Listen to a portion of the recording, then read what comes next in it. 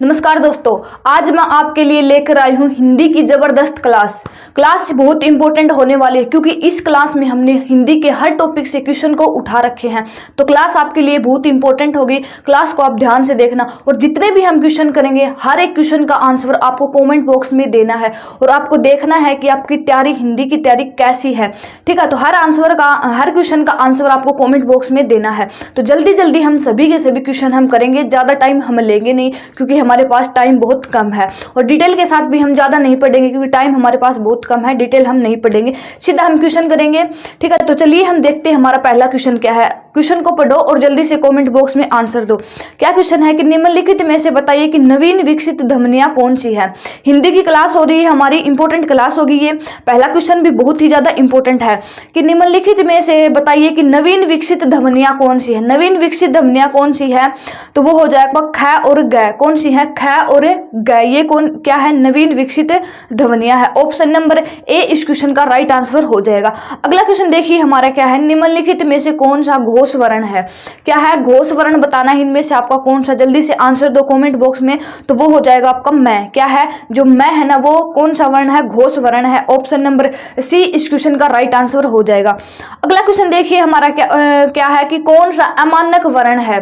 कौन सा इनमें से अमानक वर्ण बताना है कि कौन सा इसमें अमानक वर्ण है, तो वो हो जाएगा आपका मैं। क्या है? इसमें अमानक वर्ण है और मैं ही घोष वर्ण भी है। इसको भी आप याद रखना। ऑप्शन नंबर सी इस क्वेश्चन का राइट आंसर हो जाएगा। अगला क्वेश्चन देखिए हमारा क्या है कि क, घ, ज और फ ध्वनियाँ किसकी हैं। कौन सी भाषा की ये ध्वनियाँ हैं? क, घ, ज और फ। देखो जो फ के नीचे जो बिंदी लगी हुई है ना, इस बिंदी को हम बोलते हैं नुक्ता बिंदी। क्या बोलते हैं? नुक्ता बिंदी। और जो ये नुक्ता बिंदी है ना, ये अरबी फारसी के जो शब्द होते हैं, अरबी फारसी भाषा के, उन शब्दों के नीचे आपको देखने को मिलेगी। कौन सी है? नुक्ता बिंदी। तो क, ग, ज और फ जो ध्वनियाँ है ना, ये किसकी है? ये होती हैं अरबी फारसी भाषा की ये ध्वनियाँ है। ऑप्शन नंबर बी इस क्वेश्चन का राइट आंसर हो जाएगा।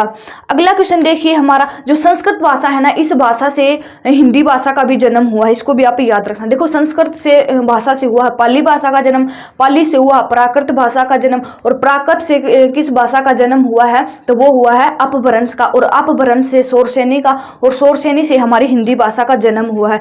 इस सीरीज को आप याद रखना। फिर अगला क्वेश्चन है हमारा कि हिंदी में मूल्यतः वर्णों की संख्या कितनी है। हमारी हिंदी भाषा में कुल वर्णों की संख्या बतानी है कितनी है, तो वो हो जाएगी आपकी 52। अगर पूछे कि हिंदी में स्वरों की संख्या बताइए, तो स्वरों की संख्या आपकी 11 और व्यंजनों की संख्या हो जाएगी 33। लेकिन यहाँ पर कुल वर्णों की संख्या पूछ रखा है, तो वो हो जाएगी आपकी 52 कुल वर्ण है हमारी हिंदी वर्णमाला में। अगर पूछे कि देवनागरी लिपि का अंतिम चिन्ह बताइए, हिंदी जो देवनागरी लिपि है ना, इसका अंतिम चिन्ह बताइए, तो वो हो जाएगा आपका है अंतिम चिन्ह है। इसको भी आप याद रखना।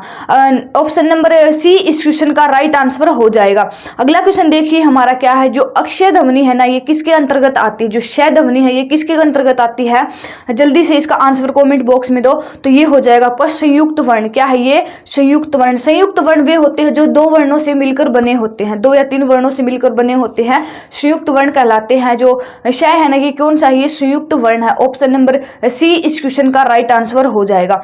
अगला क्वेश्चन देखिए हमारा क्या है, हिंदी शब्दकोश के क्षय का क्रम किस वर्ण के बाद आता है। देखो जो क्षय है ना, ये क और किसके साथ मिलकर बना है ये, तो इसका जो हो जाएगा ना शब्दकोश के अनुसार, तो ये क के बाद आता है। इसको आप याद रखना। किसके बाद आता है? ये क के बाद आता है क्या? क्षय। इसको भी आप याद रखना। तो ऑप्शन नंबर ए इस क्वेश्चन का राइट आंसर हो जाएगा। नेक्स्ट क्वेश्चन देखिए हमारा, जो जय वर्ण है ये किस वर्णों के संयोग से बना है। जय किस वर्ण के वर्णों के संयोग से बना है, तो ये हो जाएगा जय प्लस इ। किससे बना है? जय प्लस इ, हलंत वाला जय और इ। इससे कौन सा बना है? ये बना है जय शब्द। ऑप्शन नंबर बी इस क्वेश्चन का राइट आंसर हो जाएगा।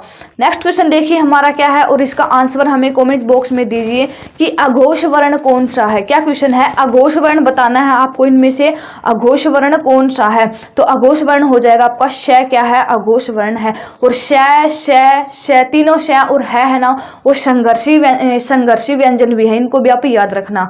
ठीक है, तो ऑप्शन नंबर डी इस क्वेश्चन का राइट आंसर हो जाएगा। नेक्स्ट क्वेश्चन देखिए हमारा क्या है, जो घ है, घ का उच्चारण स्थान कौन सा है, किसका घ का उच्चारण स्थान बताना है।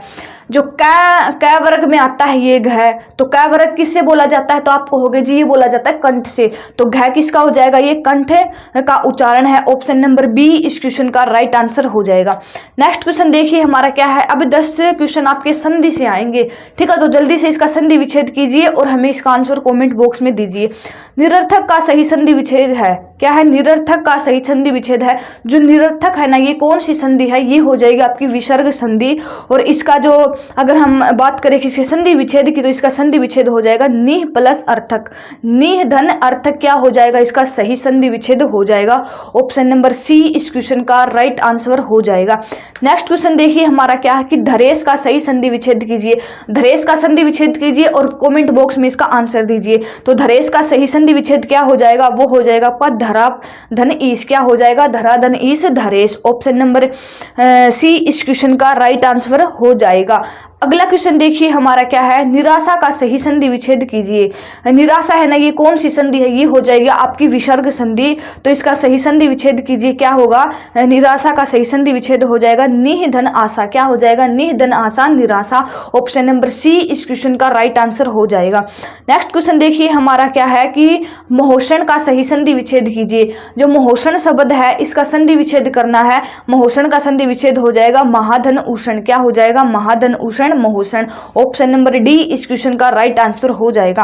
अगला क्वेश्चन देखिए हमारा क्या है, आशीर्वाद का सही संधि विच्छेद कीजिए। आशीर्वाद में संधि है विसर्ग संधि, तो इसका संधि विच्छेद कीजिए आशीर्वाद का, तो वो हो जाएगा आशी धनवाद, क्या हो जाएगा, आशी धनवाद आशीर्वाद। ऑप्शन नंबर बी इस क्वेश्चन का राइट आंसर हो जाएगा। नेक्स्ट क्वेश्चन देखिए हमारा क्या है, महेश का सही संधि विच्छेद कीजिए, क्या है, महेश का सही संधि विच्छेद कीजिए। जल्दी से इसका आंसर हमें कमेंट बॉक्स में दीजिए। तो महेश का सही संधि विच्छेद हो जाएगा महाधन ईस, क्या हो जाएगा, महाधन ईस महेश। ऑप्शन नंबर बी इस क्वेश्चन का राइट आंसर हो जाएगा। नेक्स्ट क्वेश्चन देखिए हमारा क्या है कि सन्मति का सही संधि विच्छेद कीजिए। किसका, सन्मति का सही संधि विच्छेद कीजिए। तो सन्मति का सही संधि विच्छेद हो जाएगा सतधनमति, क्या हो जाएगा, सतधनमति। जल्दी से इसका हमें कमेंट बॉक्स में बताओ कि जो सन्मति शब्द है ना, ये कौन सी संधि का शब्द है। ठीक है, सतधनमति इसमें कौन सी संधि हो जाएगी, सन्मति में कौन सी संधि है, आंसर दो हमें कमेंट बॉक्स में। तो ऑप्शन नंबर डी इस क्वेश्चन का राइट आंसर हो जाएगा। अगला क्वेश्चन देखिए हमारा क्या है, अन्वय का सही संधि विच्छेद है, क्या है, अन्वय जो शब्द है ना, इसका संधि विच्छेद करना है। तो अन्वय का आपका संधि विच्छेद हो जाएगा अनुधन अय, क्या हो जाएगा, अनुधन अय अन्वय। ऑप्शन नंबर ए इस क्वेश्चन का राइट आंसर हो जाएगा।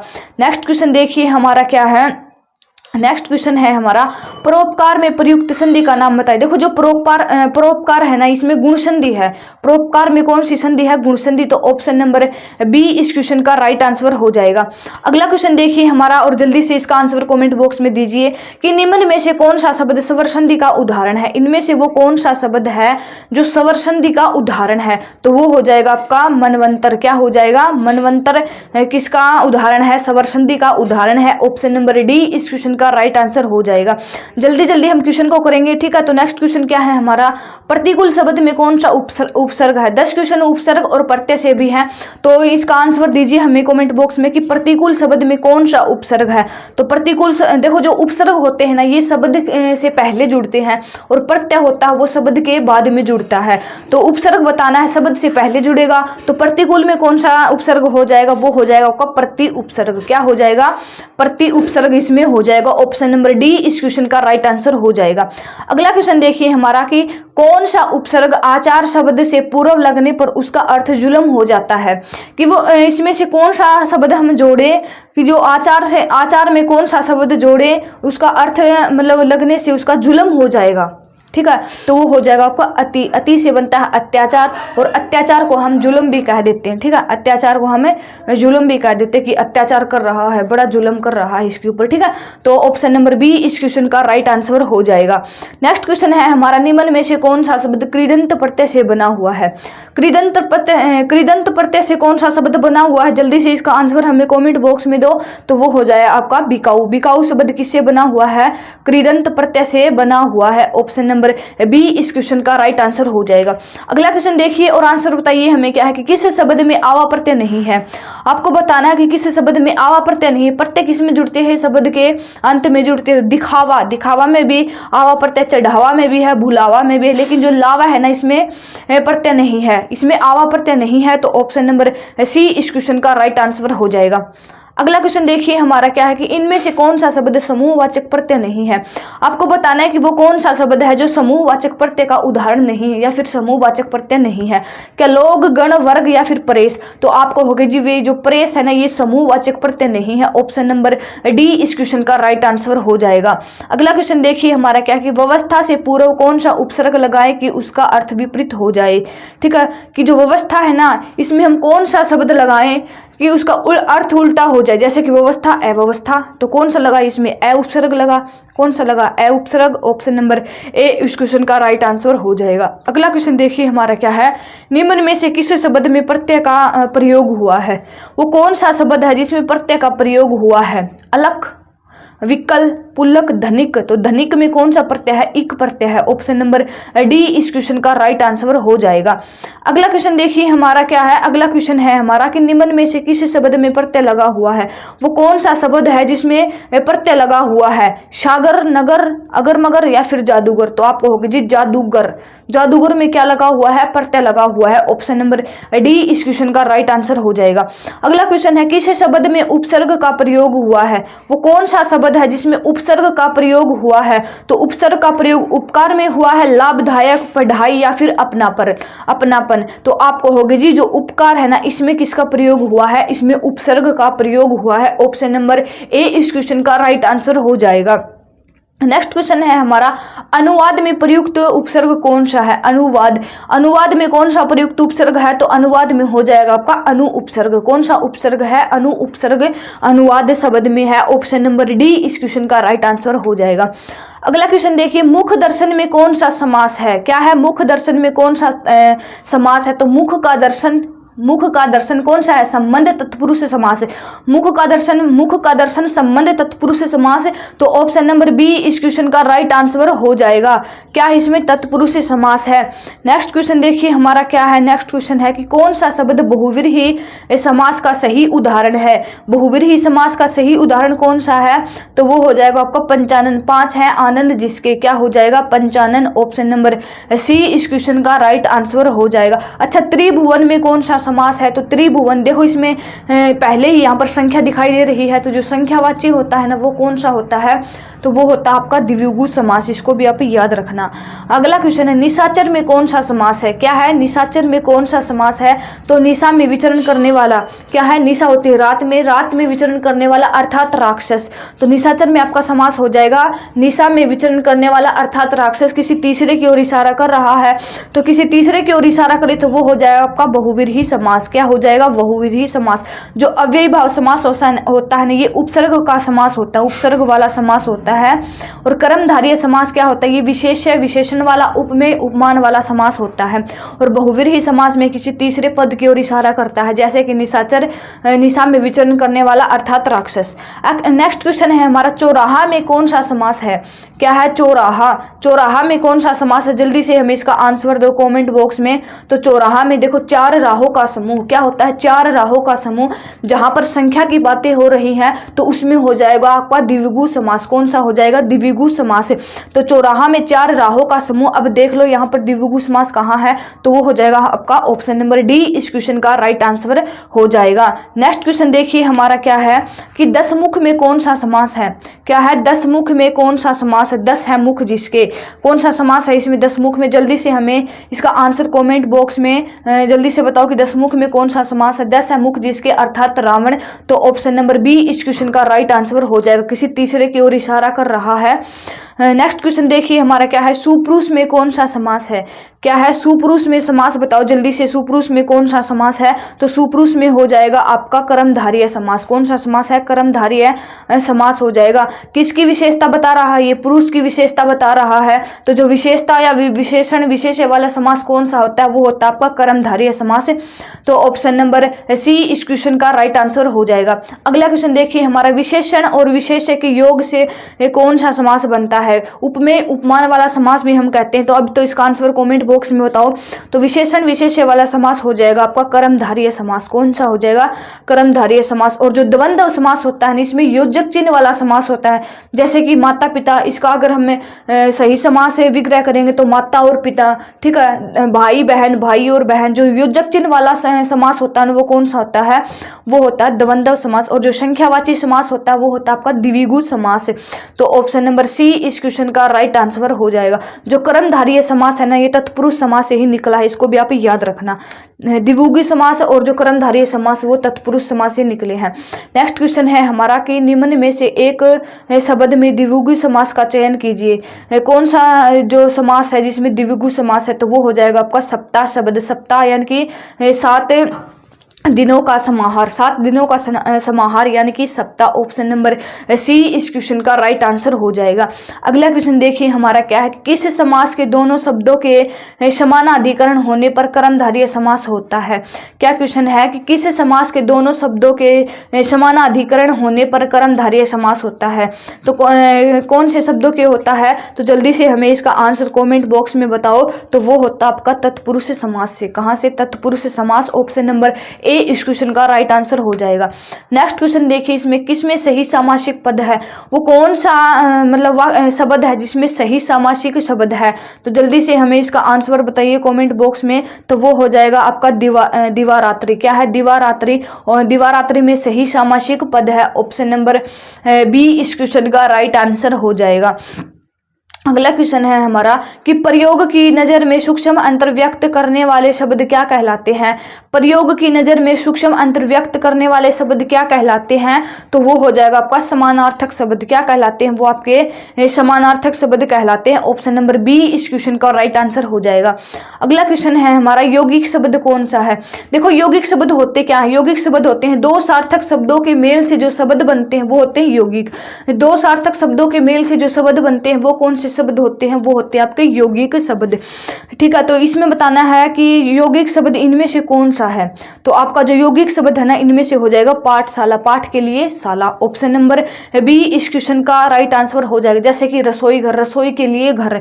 ठीक है, इनको भी आप याद रखना। ऑप्शन नंबर बी इस क्वेश्चन का राइट आंसर हो जाएगा। जैसे कि विद्यालय, विद्या के लिए आलय, ये यौगिक शब्द है। अगला क्वेश्चन है हमारा विभावरी किस प्रकार का शब्द है? क्या है? विभावरी किस प्रकार का शब्द है? तो जल्दी से हमें इसका देखो विभावरी का अर्थ क्या होता है? विभावरी का अर्थ होता है तारों की रात। विभावरी का अर्थ क्या होता है? इसका अर्थ होता है तारों की रात। तो इसका आपको बताना है कि सही शब्द क्या? क्या ये तत्सम है, तद्भव है, देशज है या फिर संकर है? तो आप कहोगे जी विभावरी है तत्सम शब्द। क्या है? तत्सम शब्द। और इसका अर्थ होता है तारों की रात। ऑप्शन नंबर ए इस क्वेश्चन का राइट आंसर हो जाएगा। नेक्स्ट क्वेश्चन देखिए हमारा क्या है, योगरूढ़ शब्द क्या है? योगरूढ़ शब्द इनमें से कौन सा है? योगरूढ़ शब्द कौन सा है? तो वो हो जाएगा आपका लंबोदर। लंबोदर क्या है? इसमें योगरूढ़ शब्द है। ऑप्शन नंबर सी इस क्वेश्चन का राइट आंसर हो जाएगा। नेक्स्ट क्वेश्चन देखिए हमारे, देखो योगरूढ़ शब्द क्या होते हैं? जो दो अन्य शब्दों से मिलकर बने होते हैं। जो दो अन्य शब्दों से मिलकर बने होते हैं वो शब्द कौन से होते हैं? वो शब्द होते हैं आपके योगरूढ़ शब्द। इनको आप याद रखना। ठीक है, तो ऑप्शन नंबर सी इस क्वेश्चन का राइट आंसर हो जाएगा। अगला क्वेश्चन देखिए हमारा क्या है। अगला क्वेश्चन है नीचे दिए गए विकल्पों में से तत्सम शब्द का चयन कीजिए। इनमें से कौन सा शब्द है जो तत्सम शब्द है? तो वो हो जाएगा आपका गोधूम। गोधूम क्या है? गोधूम होता है आपका तत्सम शब्द। ऑप्शन नंबर बी इस क्वेश्चन का राइट आंसर हो जाएगा।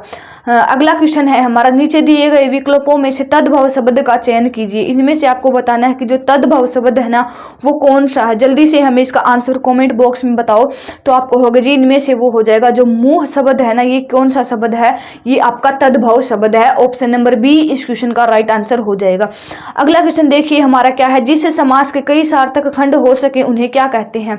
क्या क्वेश्चन है कि जिस शब्द के कई सार्थक खंड हो सके उनको हम क्या कहते हैं? तो उनको हम कहते हैं, क्या कहते हैं हम उनको हम कहते हैं यौगिक शब्द। क्या कहते हैं हम? यौगिक शब्द। जो दो सार्थक शब्दों से मिलकर बने होते हैं वही यौगिक शब्द होते हैं। तो क्या हो जाएगा? ऑप्शन नंबर बी इस क्वेश्चन का राइट आंसर हो जाएगा। अगला क्वेश्चन देखिए हमारा क्या है कि कौन सा देशज नहीं है? इनमें से आपको वो शब्द बताना है जो देशज शब्द नहीं है। देखो देशज शब्द क्या होते हैं? इनकी कोई उत्पत्ति नहीं होती, मतलब ये किसी विशेष मतलब स्थान से उत्पन्न होते हैं। ठीक है, तो जैसे कि आपका हो गया लोटा, डिबिया, इस प्रकार के जो शब्द होते हैं ना, ये कौन से होते हैं? ये होते हैं देशज शब्द। तो इनमें से आपको बताना है कि कौन सा देशज शब्द नहीं है, जल्दी से हमें बताओ। तो वो हो जाएगा आपका पुष्कर। क्या हो जाएगा? पुष्कर। ऑप्शन नंबर डी इस क्वेश्चन का राइट आंसर हो जाएगा। अगला क्वेश्चन देखिए हमारा क्या है, जिन शब्दों की उत्पत्ति का पता नहीं चलता उन्हें कहा जाता है। जिन शब्दों की उत्पत्ति का पता नहीं चलता, ठीक है, जो जिन शब्दों की उत्पत्ति का पता नहीं चलता ना, उनको हम कहते हैं देशज शब्द। क्या कहते हैं? देशज शब्द हम उनको कहते हैं। तो ऑप्शन नंबर सी इस क्वेश्चन का राइट आंसर हो जाएगा। नेक्स्ट क्वेश्चन देखिए हमारा क्या है कि वकील किस भाषा का शब्द है? जो वकील है ना, वो किस भाषा का शब्द है? जल्दी से हमें इसका आंसर दो कमेंट बॉक्स में। तो वकील हो जाएगा आपका अरबी भाषा का शब्द है।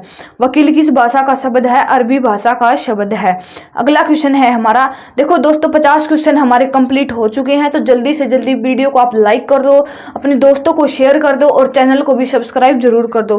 ठीक है, 50 क्वेश्चन हो चुके हैं हमारे। अगला क्वेश्चन देखते हैं हमारा क्या है कि दर्प का पर्यायवाची शब्द है। जो दर्प है ना, इसका पर्यायवाची शब्द बताना। अब क्वेश्चन कुछ क्वेश्चन आएंगे आपके पर्यायवाची शब्दों से।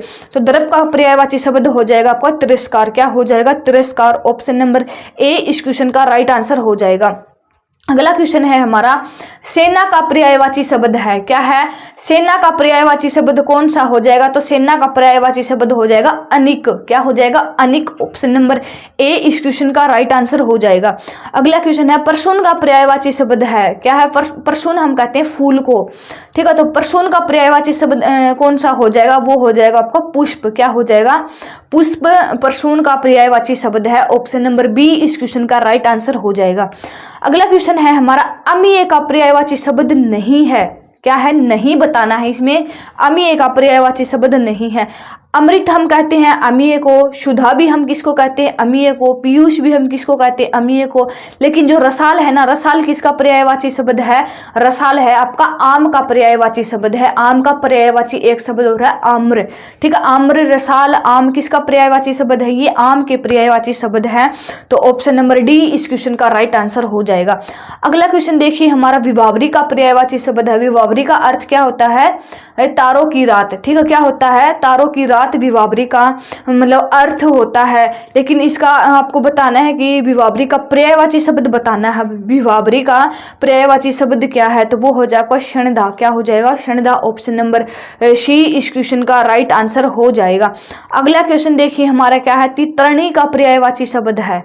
जो तरणी शब्द है ना, इसका पर्यायवाची शब्द बताना है आपको। तरणी का पर्यायवाची शब्द कौन सा है? जल्दी से हमें इसका आंसर कमेंट बॉक्स में दो कि तरणी का पर्यायवाची शब्द कौन सा है। तो तरणी का पर्यायवाची शब्द हो जाएगा आपका सूर्य। ऑप्शन नंबर ए इस क्वेश्चन का राइट आंसर हो जाएगा।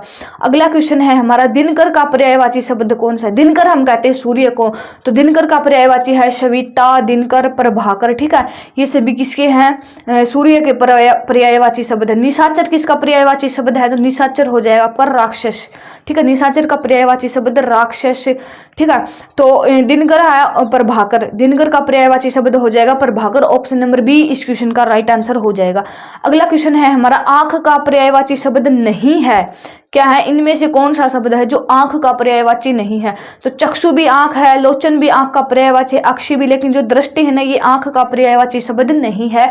ऑप्शन नंबर डी इस क्वेश्चन का राइट आंसर हो जाएगा। अगला क्वेश्चन देखिए हमारा क्या है, हवा का पर्यायवाची शब्द नहीं है। हवा का पर्यायवाची शब्द नहीं है। जल्दी से हमें इसका आंसर कमेंट बॉक्स में दो कि हवा का पर्यायवाची शब्द कौन सा नहीं है।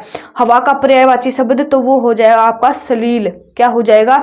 सलील हवा का पर्यायवाची शब्द नहीं है। ऑप्शन नंबर ए इस क्वेश्चन का राइट आंसर हो जाएगा। अगला क्वेश्चन देखिए हमारा क्या है कि शिव का पर्यायवाची शब्द है। शिव का पर्यायवाची शब्द हो जाएगा आपका पिनाकी। क्या हो जाएगा? पिनाकी। ऑप्शन नंबर ए इस क्वेश्चन का राइट आंसर हो जाएगा। अगला क्वेश्चन है हमारा, अनाथ का विलोम शब्द है। अब कुछ क्वेश्चन आपके विलोम शब्दों से भी आएंगे। तो अनाथ का विलोम शब्द बताइए। तो अनाथ का हो जाएगा आपका शनाथ। अनाथ का विलोम शब्द है शनाथ। ऑप्शन नंबर बी इस क्वेश्चन का राइट आंसर हो जाएगा। अगला क्वेश्चन है, अल्पज्ञ का विलोम शब्द कौन सा है? क्या है? अल्पज्ञ का विलोम शब्द बताना है आपको। अल्पज्ञ का विलोम शब्द क्या है? तो अल्पज्ञ का विलोम शब्द हो जाएगा आपका क्या हो जाएगा? सर्वज्ञ। अल्पज्ञ का विलोम शब्द सर्वज्ञ। ऑप्शन नंबर बी इस क्वेश्चन का राइट आंसर हो जाएगा। अगला क्वेश्चन देखिए हमारा क्या है? सकारात्मक का विलोम शब्द है। सकारात्मक का विलोम शब्द हो जाएगा आपका नकारात्मक। तो ऑप्शन नंबर ए इस क्वेश्चन का राइट आंसर हो जाएगा। अगला क्वेश्चन देखिए हमारा क्या है? सम्मुख का विलोम शब्द है। सम्मुख का विलोम शब्द बताना है, जल्दी से बताओ सम्मुख का विलोम शब्द क्या है? तो सम्मुख का विलोम शब्द हो जाएगा आपका विमुख। क्या हो जाएगा? विमुख। ऑप्शन नंबर बी इस क्वेश्चन का राइट आंसर हो जाएगा। अगला क्वेश्चन देखिए हमारा अथ का विलोम शब्द है। अथ का विलोम शब्द हो जाएगा इति। अथ का विलोम शब्द इति। ऑप्शन नंबर बी इस क्वेश्चन का राइट आंसर हो जाएगा।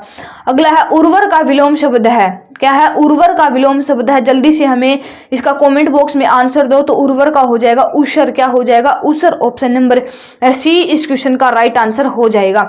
अगला क्वेश्चन देखिए हमारा क्या है कि थोक का विलोम शब्द क्या है? थोक का विलोम शब्द हो जाएगा आपका परचून। क्या हो जाएगा? थोक का विलोम शब्द हो जाएगा परचून। ऑप्शन नंबर ए इस क्वेश्चन का राइट आंसर हो जाएगा। अगला क्वेश्चन देखिए हमारा क्या है कि भूषण का विलोम शब्द है। क्या है? भूषण का विलोम शब्द है। तो भूषण का विलोम शब्द जल्दी से बताओ, भूषण का विलोम शब्द क्या होगा? तो भूषण का विलोम शब्द होगा दूषण। क्या होगा? दूषण। ऑप्शन नंबर सी इस क्वेश्चन का राइट आंसर हो जाएगा। अगला क्वेश्चन देखिए हमारा क्या है? अवनी का विलोम शब्द है। अवनी का विलोम शब्द हो जाएगा आपका अंबर। क्या हो जाएगा? अंबर। ऑप्शन नंबर सी इस क्वेश्चन का राइट आंसर हो जाएगा। अगला क्वेश्चन देखिए हमारा क्या है? हे का विलोम शब्द है। क्या है? हे का विलोम शब्द हो जाएगा ग्राह्य। क्या हो जाएगा? ग्राह्य। ऑप्शन नंबर डी इस क्वेश्चन का राइट आंसर हो जाएगा। अगला क्वेश्चन देखिए हमारा 70 क्वेश्चन पूरे हो चुके हैं दोस्तों हमारे हिंदी की। तो जल्दी से क्लास को आप लाइक करो, अपने दोस्तों को शेयर करो जल्दी से जल्दी, और चैनल को भी सब्सक्राइब जरूर करो, क्योंकि इंपॉर्टेंट क्लास हो रही है हमारी आज की। सभी के सभी टॉपिक्स हमने इस क्लास में कवर किए हैं। लगभग टॉपिक्स इस क्लास में आपके हिंदी के कवर हो जाएंगे।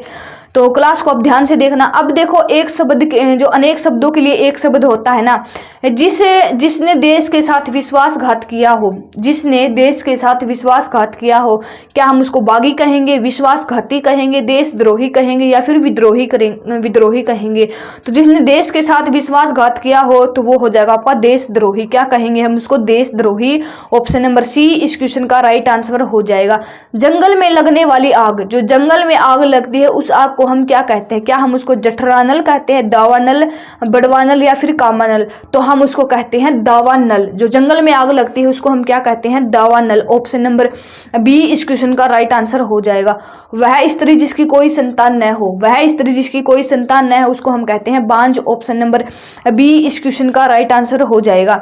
अगला क्वेश्चन है रसामवादन का अर्थ बताइए। इसमें से जो रसामवादन का अर्थ क्या है? किसी रस से भरा होना, या फिर किसी विषय में मस्त रहना, या फिर किसी रस का उपभोग करना, या फिर किसी बात में रुचि लेना। तो आपको होगी रसामवादन का अर्थ हो जाएगा किसी रस का उपभोग करना। ऑप्शन नंबर सी इस क्वेश्चन का राइट आंसर हो जाएगा। अगला क्वेश्चन देखिए हमारा क्या है? वर्णनातीत का अर्थ है। वर्णनातीत का अर्थ बताइए क्या हो जाएगा? क्या वो अतीत का वर्णन है, अच्छा वर्णन है, या फिर छिपा हुआ वर्णन, या फिर वर्णन से परे? तो आपको होगा जी हो जाएगा वर्णन से परे। ऑप्शन नंबर डी इस क्वेश्चन का राइट आंसर हो जाएगा। अगला क्वेश्चन देखिए हमारा क्या है कि पत्र या प्रसादी के उत्तर की अपेक्षा करने वाला, पत्र या प्रसादी के उत्तर की अपेक्षा करने वाले को हम क्या कहेंगे? जल्दी से हमें इसका आंसर दो कमेंट बॉक्स में, उसको हम क्या कहेंगे? तो उसको हम करेंगे उत्तरापेक्षी। क्या कहेंगे हम? उत्तरापेक्षी। ऑप्शन नंबर डी इस क्वेश्चन का राइट आंसर हो जाएगा। अगला क्वेश्चन है जिसके समान दूसरा न हो, जिसके समान दूसरा न हो, तो क्या हम उसको अलौकिक कहेंगे, या फिर अगम कहेंगे, अप्रतिभा, या फिर अप्रीतिम कहेंगे? तो आपको होगा जी हम उसको कहेंगे अप्रीतिम। ऑप्शन नंबर डी इस क्वेश्चन का राइट आंसर हो जाएगा। अगला क्वेश्चन देखिए हमारा क्या है? जहां पहुंचा न जा सके, वो कौन सा, मतलब इस वाक्य के लिए हम किसी शब्द का प्रयोग करेंगे? जहां पर पहुंचा न जा सके, जहां पहुंचा न जा सके। तो दुर्गम, अधिगम, अगम, या फिर सुगम? तो आप कहोगे जी जहां पर पहुंचा न जा सके उसको हम कहेंगे अगम। क्या कहेंगे? अगम। ऑप्शन नंबर सी इस क्वेश्चन का राइट आंसर हो जाएगा। जो बहुत बातें करता हूं, ठीक है, जो बहुत बातें करता हो उसको हम क्या कहेंगे? जल्दी से हमें इसका कमेंट बॉक्स में आंसर दो। तो हम उसको कहेंगे वाचाल। क्या कहेंगे हम उसको? वाचाल। ऑप्शन नंबर डी इस क्वेश्चन का राइट आंसर हो जाएगा। अगला क्वेश्चन है अतिवृष्टि का अर्थ बताइए। अतिवृष्टि का अर्थ क्या होता है? इनमें से अत्यधिक विचार करना, अत्यधिक वर्षा होना, अत्यधिक सूखा पड़ना, अत्यधिक संतुष्ट होना। तो अतिवृष्टि का जो अर्थ हो जाएगा अत्यधिक वर्षा होना। क्या हो जाएगा? अत्यधिक वर्षा होना। ऑप्शन नंबर बी इस क्वेश्चन का राइट आंसर हो जाएगा। अगला क्वेश्चन देखिए, मुंह का निवाला अर्थ। ये कुछ जो क्वेश्चन है ना आपके मुहावरों से आए हुए हैं।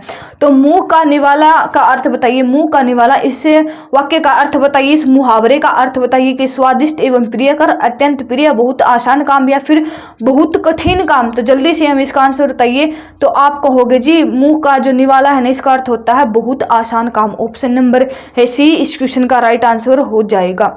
अगला क्वेश्चन है, समुद्र मंथन करना का अर्थ बताइए। तो घोर तप करना या फिर दृढ़ प्रतिज्ञा करना, उद्देश्य को प्राप्त करना या फिर कठोर परिश्रम करना। समुद्र मंथन का अर्थ होता है आपका कठोर परिश्रम करना। ऑप्शन नंबर डी इस क्वेश्चन का राइट आंसर हो जाएगा। खो देना के लिए सही मुहावरा क्या है? खो देना के लिए हाथ मलना, हाथ कटना, हाथ साफ करना या फिर हाथ धोना। तो खो देना का आपका जो हो जाएगा हाथ धोना। क्या हो जाएगा? हाथ धोना। ऑप्शन नंबर डी इस क्वेश्चन का राइट आंसर हो जाएगा। विरोध करना के लिए सही मुहावरा का अर्थ बताइए। विरोध करना, तो विरोध करना का सही मुहावरा क्या हो जाएगा? वो हो जाएगा आपका सिर उठाना। क्या हो जाएगा? सिर उठाना। ऑप्शन नंबर डी इस क्वेश्चन का राइट आंसर हो जाएगा। अगला क्वेश्चन है, बुरी तरह हारना। बुरी तरह हारना जो ये मुहावरा है ना इसका अर्थ बताइए। बुरी तरह हारना, मुंह की लगना, मुंह ताकना, मुंह की खाना या फिर मुंह उतरना। तो ये हो जाएगा आपका मुंह की खाना। ऑप्शन नंबर सी इस क्वेश्चन का राइट आंसर हो जाएगा। अगला क्वेश्चन देखिए हमारा क्या है, नाश कर देना के लिए आप मुहावरा है जो नाश कर देना, इस मुहावरे के लिए सही शब्द बताइए। पानी में आग लगाना, पानी पानी होना, पानी फेर देना या फिर पानी भरना। तो नाश कर देना ये हो जाएगा आपका पानी फेर देना। ऑप्शन नंबर सी इस क्वेश्चन का राइट आंसर हो जाएगा। अगर मगर करना, अगर मगर करना मुहावरे का अर्थ बताइए। इधर की बात उधर करना, कपट करना, व्यर्थ समय गंवाना या फिर बहाने बनाना। अगर मगर करना का जो सही मुहावरा हो जाएगा वो हो जाएगा आपका बहाने बनाना। क्या हो जाएगा? बहाने बनाना। ऑप्शन नंबर डी इस क्वेश्चन का राइट आंसर हो जाएगा। अगला क्वेश्चन देखिए हमारा क्या है, अग्नि परीक्षा देना। जो अग्नि परीक्षा देना इस मुहावरे का अर्थ बताइए। तो अग्नि परीक्षा देना आपका हो जाएगा कठिन परिस्थिति में पड़ना। क्या हो जाएगा? कठिन परिस्थिति में पड़ना। ऑप्शन नंबर डी इस क्वेश्चन का राइट आंसर हो जाएगा। अगला क्वेश्चन है, छाती पर मूंग दलना। इस मुहावरे का अर्थ बताइए। ये तो हम कई बार कह देते हैं, छाती पर मूंग, क्यों मेरी छाती पर मूंग दल रहा तू। तो ये हो जाए कठिन काम करना, बात बात पर लड़ना, कर्जा वसूल करना या फिर पास रहकर दुख देना। तो ये हो जाएगा आपका पास रहकर दुख देना। ऑप्शन नंबर डी इस क्वेश्चन का राइट आंसर हो जाएगा। अगला क्वेश्चन देखिए हमारा क्या है, तीर मारना। क्या है? तीर मारना। तीर मारना मुहावरे का अर्थ बताइए। तो तीर मारना मुहावरे का अर्थ है युद्ध कला में निपुण होना, शिकार करना, बड़ा काम करना या फिर धन कमाना। तो तीर मारने का अर्थ हो जाएगा आपका क्या हो जाएगा? जल्दी से हमें इसका आंसर दो। तो ये हो जाएगा बड़ा काम करना। क्या हो जाएगा? बड़ा काम करना। ऑप्शन नंबर सी इस क्वेश्चन का राइट आंसर हो जाएगा। तो दोस्तों आज की इस क्लास में हमने किए हैं हिंदी के क्वेश्चन। बहुत ही ज़्यादा इंपॉर्टेंट क्वेश्चन थे जो आज हमने इस क्लास में किए हैं। लगभग सभी टॉपिक्स के क्वेश्चन आज हमने इस क्लास में कवर किए हैं। तो आप कमेंट बॉक्स में बताओ कि आपके कितने क्वेश्चन ठीक हुए हैं और कितने क्वेश्चन आपने गलत किए हैं हिंदी के। तो ये क्लास आपको कैसी लगी कमेंट बॉक्स में जरूर बताना। क्लास को लाइक करना, ज़्यादा से ज़्यादा अपने दोस्तों को शेयर करना और हमारे चैनल को भी जरूर सब्सक्राइब करना। Thank you.